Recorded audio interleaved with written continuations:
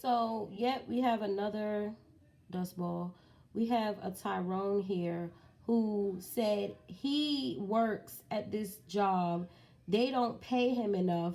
So, because they don't pay him enough, he decided to protest by moving into his cubicle.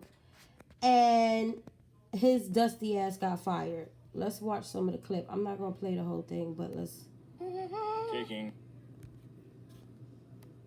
all of my belongings from multiple bags and unpacking them. I'm moving from my apartment into my cubicle at work. They do not pay me enough to do both, so as a matter of protest, I am just going to live at my job, and we'll see how long I can get away with this. That's right, he moved into his job. What you just saw was funny but odd, yet sobering. A look at what many in this country are dealing with. A Seattle man is gaining lots of attention after moving into his cubicle at work to live there. He tells me he could no longer afford rent, and this seemed like a no-brainer. There was a couple factors that came in, like at the same time. My lease was ending, and my rate, the lease was ending, my rent was going up, and I had none of the places that I applied to had approved me, and they were too expensive in the first place. I also recently discovered that my company had an office in downtown Seattle, which to me was a perfect location. Theoretically, if I lived there, I could just go right to the bars, and I don't have to do that $50 Uber at the end of the night.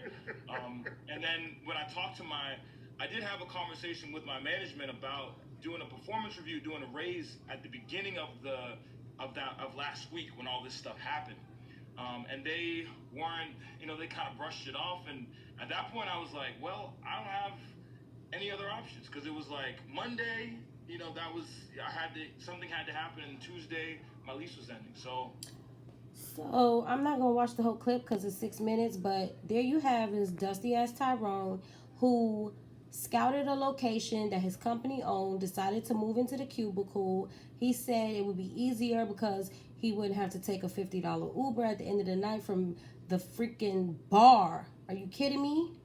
And then, he goes and proceeds to put the shit on TikTok to go viral, was to get, so he could get this viral stardom that so many people want, this internet fame. So he did all of this shit on purpose, and he got his ass fired.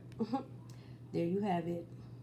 A professional Dusty, quote unquote.